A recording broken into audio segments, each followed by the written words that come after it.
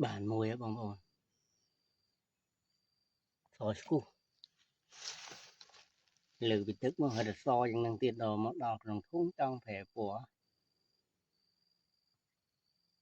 mồm phần năng rui mê đó đấy tiền rồi là cả cái nào có tiền mấy dạ bình từ chạp bạn đã chết bị bông bông chết bị đã mà tì nó bình nó này mùi điện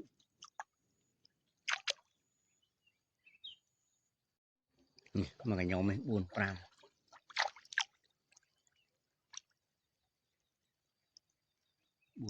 ấy và mùi bờ nó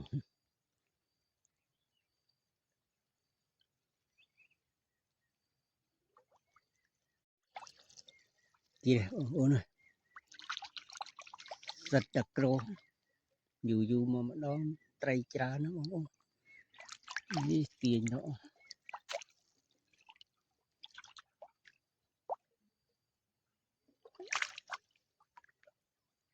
này chết mấy chơi trai trà kia mà chỗ nữa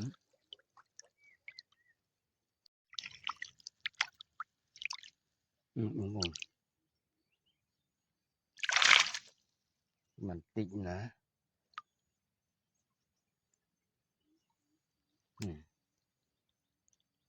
Krang của miền, trổ của miền, cọp của miền.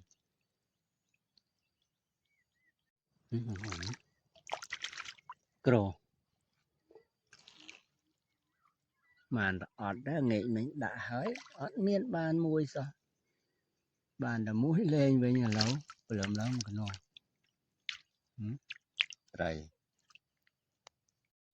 Kiểu vượt bông bông, đi ra. Một tiếng. Ý.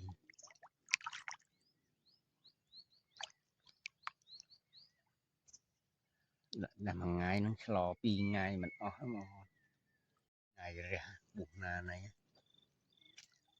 ơi cha trọc thành bạc đại không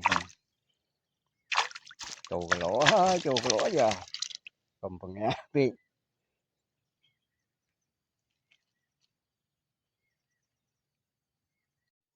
wow anh này thù mắm ông ôn màu ngư trọc được thì làm già rồi anh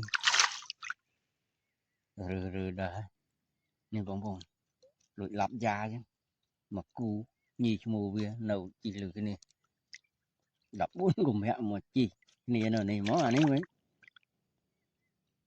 bông thùm à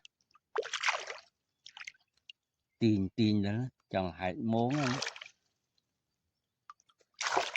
trọm tê bông bông để cần trọm thùm mì băng này mì băng